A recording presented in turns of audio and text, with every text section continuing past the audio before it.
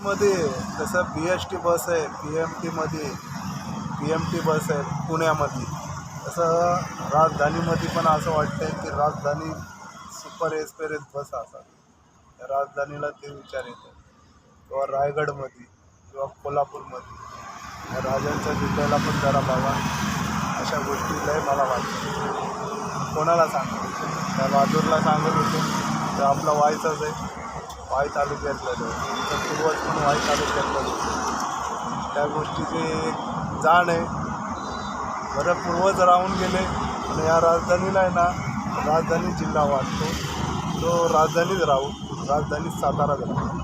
तर त्या प्रकारेच तिथं असे वाटतं आम्हाला की राजधानी बस असावी.